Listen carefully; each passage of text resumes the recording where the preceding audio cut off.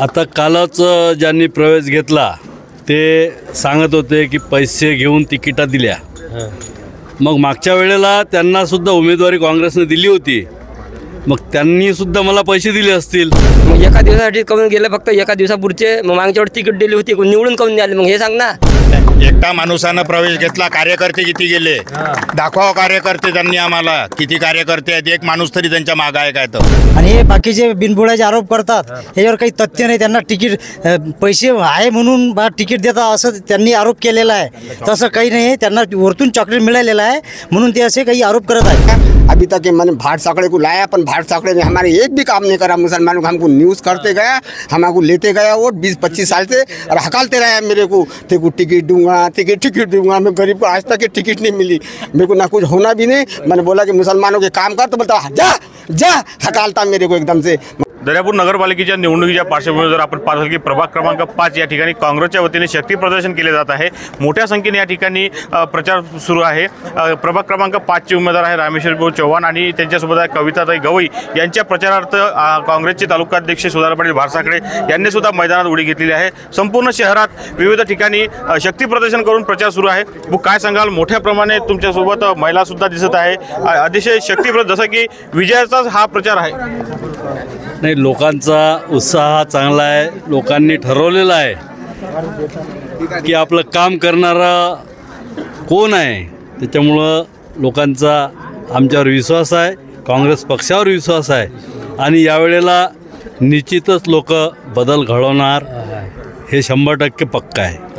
काँग्रेस सोडून गेलेल्या काही लोकांनी आरोप केला आहे की काँग्रेसमध्ये पैशावाल्यांनाच उमेदवारी दिली जाते। आता कालच ज्यांनी प्रवेश घेतला ते सांगत होते की पैसे घेऊन तिकिटा दिल्या। मग मागच्या वेळेला त्यांना सुद्धा उमेदवारी काँग्रेसने दिली होती, मग त्यांनी सुद्धा मला पैसे दिले असतील असा त्याचा अर्थ होतो। तर त्यांनाच विचारा तुम्ही कोणाला किती पैसे दिले म्हणा। काय असते की त्या उमेदवाराची जी परिस्थिती असते त्या प्रभागातली, त्याचा अभ्यास करून आता ते म्हणतात कोणता सर्व रिपोर्ट माझ्याकडे आहेत, त्यांना लागत असेल तर मी दाखवून देतो। ते सर्वेमध्ये खूप खाली होते, रामेश्वरराव वर होते, त्याच्यामुळं रामेश्वररावलाच उमेदवारी देण्यात आली। ते जे आरोप करतायत ते बिनबुडाचे आरोप आहेत आणि त्यांना मागच्या वेळेला उमेदवारी दिली तर मग ते निवडून का आले नाही? किंवा मतावरतून निवडून करून नाही आला म्हणा। हे ते जर निवडून आले असते तर यावेळेला परत त्यांचा विचार झाला असता, परंतु तसं झालं नाही। ते आज जे आरोप करत आहेत ते दादान खोटे आरोप आहेत। नक्कीच आपल्यासोबत रामेश्वर भाऊ चव्हाण, काय सांगाल, मोठं शक्ती प्रदर्शन चालू आहे, प्रचार सुरू आहे, कशा प्रकारे रिस्पॉन्स आहे? दर्यापूर नगरपालिकेच्या निवडणुकीमध्ये माननीय बळवंत भाऊ वानखळे व सुधाकर भाऊ भारसाकडे यांच्या नेतृत्वाखाली ही जी निवडणूक लढत आहे, ह्याच्यात पूर्ण 25 नगरसेवकांना चांगला प्रतिसाद मिळत आहे आणि आम्हाला पूर्ण गॅरंटी आहे की नगराध्यक्ष म्हणून सौ मंदाकिनीताई भारसाकडे ह्या प्रचंड बहुमताने निवडून येतील आणि आमचे 25ही उमेदवार हे भरघोस मताने निवडून येतील।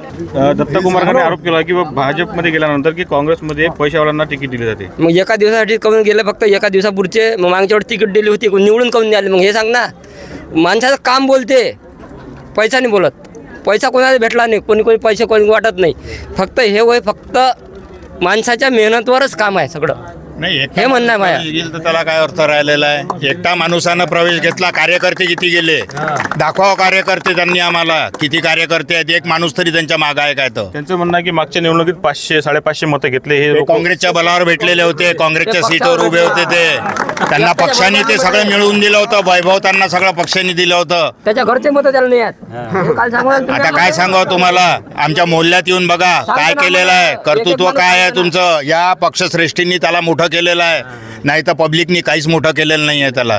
तुम्ही सर्व काँग्रेस सोबत आहात का? आम्ही ओरिजिनल माणसासोबत आम्ही माणसासोबत आहोत, भाऊच्या सोबत आहो, काही टेन्शन नाही, काहीच टेन्शन घ्यायचं नाही, पंजा काढायचा आहे आम्हाला बस। काय सांगाल, काँग्रेसमध्ये आरोप, काँग्रेसच्या जे काँग्रेस सोडून गेल्यानंतर आरोप केला जात आहे की बा पैशावाल्यांना तिकीट द्यायचं, तुम्हाला सुद्धा तिकीट मिळाली, तुमच्यापाशी किती पैसा आहे?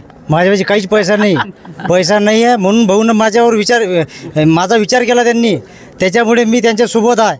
आणि हे बाकीचे बिनबुडाचे आरोप करतात, याच्यावर काही तथ्य नाही. त्यांना पैसे आहे म्हणून तिकीट देतात असं त्यांनी आरोप केलेला आहे. तसं काही नाही आहे, त्यांना वरतून चॉकलेट मिळालेलं आहे म्हणून ते असे काही आरोप करत आहेत. रामेश्वर भाऊ हमारे साथ में है. हम रामेश्वर भाऊ का 25 साल से 20 साल से हम कार्यकर्ता है. हमने साथ दिए उनको. मैंने 20 साल तक के बीजेपी में रहा. बीजेपी में से आके मैं कांग्रेस में आ गया.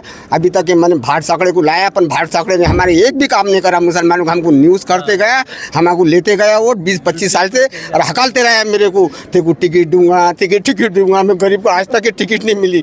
मेरे को ना कुछ होना भी नहीं. मैंने बोला कि मुसलमानों के काम कर, तो बोलता जा हकालता मेरे को एकदम से. मैं मुसलमानों के काम बताता उसको, तो एक काम नहीं करा. अभी तक सुधाकर भाट साकड़े ने हमारे को 1 रुपये का भी उम्मीदवार नहीं. हमने सब छोटे हैं घोटे, हमने आज तक 1 रुपया खाया हुआ. तो मैं खड़ा उसको चूते मारता चूत के बीजेपी को. 75% मुस्लिम समाज भाजपा के साथ है बोलते हैं. कोई भी नहीं, एक भी नहीं है. सब लुच्चे गिरी है, चूते गिरी है, सब नोटा खींच रहे, सब कुछ चॉकलेट दीवा है. हम चॉकलेट कुछ खाते नहीं, हम कुछ करते ही नहीं, आरोप करते ही नहीं.